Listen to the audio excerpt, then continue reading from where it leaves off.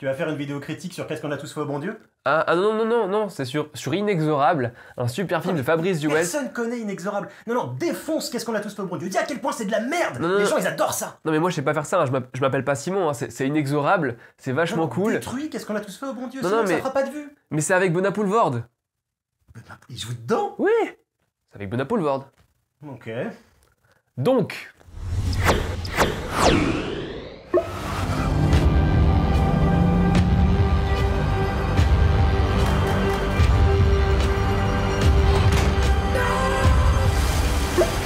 Bonjour à tous, c'est Mathieu. Ce mercredi, il y a plusieurs films très sympas à aller voir en salle, donc n'hésitez pas à aller voir sur le site ce qu'on en dit, mais j'ai vraiment envie de parler de l'excellent Inexorable. C'est un long métrage qui avait fait pas mal de festivals, moi je l'ai vu à l'Étrange Festival, Simon l'a vu à Deauville je crois, et c'est un long métrage qui est réalisé par un cinéaste qu'on aime beaucoup ici, à savoir Fabrice Duel. Je pense que son début de carrière évoque de bons souvenirs aux amateurs d'horreur avec des films comme Calvaire ou Vignane qu'on a déjà largement défendu sur écran large. Il a aussi réalisé un film américain très cool et bien vénère qui s'appelle Message from the King avec Chadwick Boseman, ainsi que d'autres films plus récents qui n'ont pas tous eu le succès qu'ils méritaient. Mais je pense que Inexorable fait surtout parler de lui parce qu'il met en scène Benoît Poelvoorde, un acteur principalement connu pour ses rôles comiques.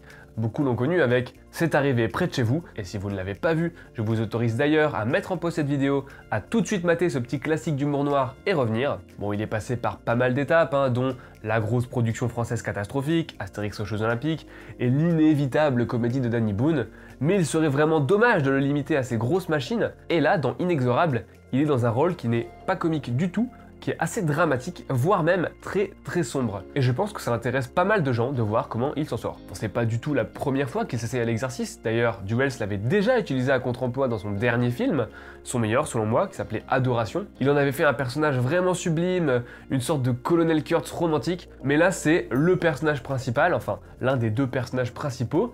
Donc il joue un écrivain qui est célèbre pour un roman en particulier, qui s'installe avec sa femme et sa fille dans une grande maison qu'on leur a léguée. Et débarque une jeune fille qui est appelée Gloria, qui va se lier d'amitié avec sa gamine et surtout petit à petit mettre un peu le boxon dans la famille en question. Et franchement, si vous êtes curieux de voir le comédien dans un autre registre, n'hésitez pas. On sent la complicité de Duel et de Poelvoorde parce qu'il faut oser s'investir dans un rôle aussi exigeant, aussi complexe, avec une vraie part d'ombre à jouer quand on est déjà aussi reconnu et apprécié par un public très large. Et il s'en sort vraiment bien, principalement parce qu'il n'essaye jamais de complètement transformer son jeu. Il garde son côté brut de décoffrage qu'il met au service de ce personnage. C'est donc un personnage trouble dans son travail, dans son comportement, dans sa sexualité. Et en toute honnêteté, il a vraiment trouvé là un interprète parfait, capable de jouer un charisme qui cache plein de faiblesses. Et quand on y réfléchit, c'est pile le type de profil qui lui correspond.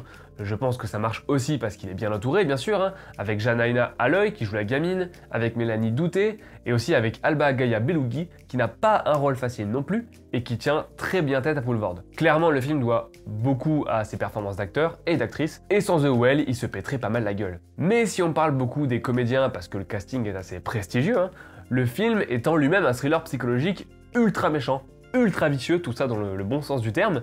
Il mérite très bien son nom.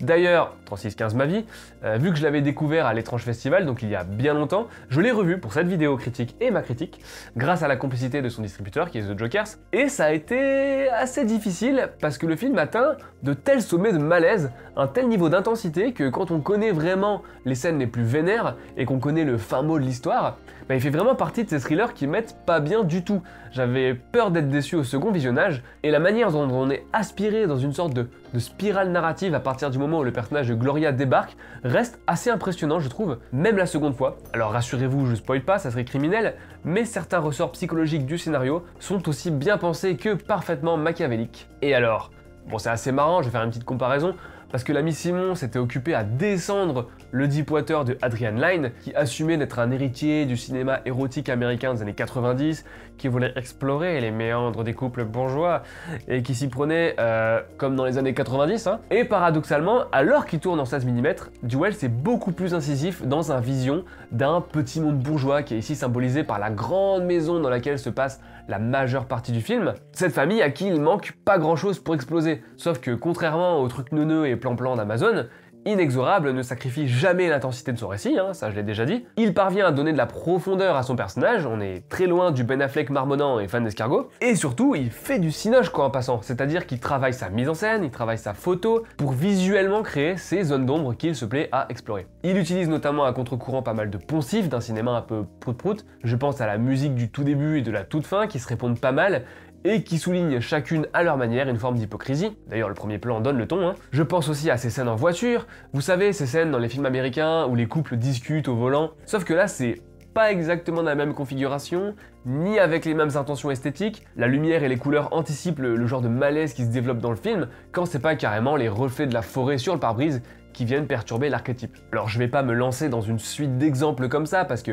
si vous avez pas vu le film, vous n'allez pas forcément vous intéresser à ce que je raconte sans avoir les scènes en tête, mais je tiens quand même à parler de plusieurs trucs et principalement de la photographie, qui pour moi a toujours été une grande qualité du cinéma de Wells. Je l'ai déjà dit, chose rarissime, le film est tourné en 16 mm et le cinéaste assume son fétichisme de la pellicule. Il faut savoir que si la pellicule était la norme jusqu'aux années 2000, ce n'est plus du tout le cas, et que le standard pour le cinéma grand public quand on parle d'argentique, c'est plutôt le 35 mm. Wells, lui, il aime jouer avec la texture du 16, au point de pousser le grain jusqu'à l'expérimentation dans son Alléluia. Et autant dans son précédent film, qui était donc Adoration, il filmait la nature, parce qu'il s'agissait d'une fuite en pleine nature, hein, c'est ça que ça racontait. Autant là, il reste la plupart du temps dans cette grande maison en rénovation, donc c'est très différent, mais franchement, pour reprendre un terme de jargon technique, ça a foutrement de la gueule.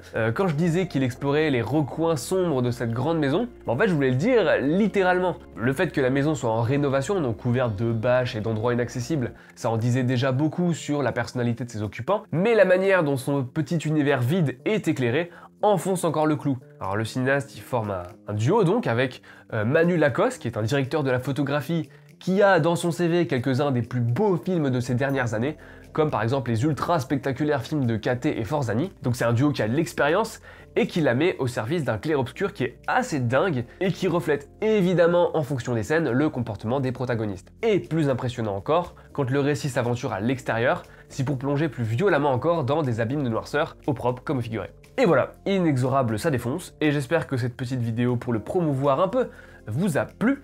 Si on en parle alors qu'on sait que c'est pas ce genre de trucs qui feront de nous les nouveaux McFly et Carlito, c'est parce qu'il nous tient à cœur et aussi parce qu'on compte un peu sur la curiosité des gens qui aiment Paul Vord pour son talent comique et qui aimeraient le voir dans un autre registre. Clairement le film est l'un des plus accessibles de son réalisateur, donc peut-être que sa présence marchera aussi pour lui, du moins on l'espère. Ce qui d'ailleurs pourrait faire découvrir une filmographie passionnante et un travail esthétique remarquable à un très large public. Quand on surgit de derrière un canapé pour faire une petite reco, il y a toujours quelqu'un en commentaire pour nous proposer d'en faire une vidéo complète, et bien voilà, internaute anonyme, c'est pour toi. Pour qu'on continue à défendre les films qu'on aime bien, et qu'on continue à déployer toute notre mauvaise foi sur les trucs qu'on n'aime pas, vous pouvez aussi nous soutenir via un abonnement premium sur le site qui vous permettra de nous soutenir dans notre quête d'indépendance vis-à-vis de la pub, et d'avoir accès à tout un tas de superbes articles abonnés. Par exemple, notre ami Arnold vient de sortir un article sur le chef-d'œuvre Le Salaire de la Peur, et moi je vais me charger de Street Trash, un film un peu moins noble, mais avec des gens qui fondent parce qu'ils ont trop bu. Croyez-moi, c'est à peu près aussi taré que ça en a l'air. D'ici là, je vous dis à plus.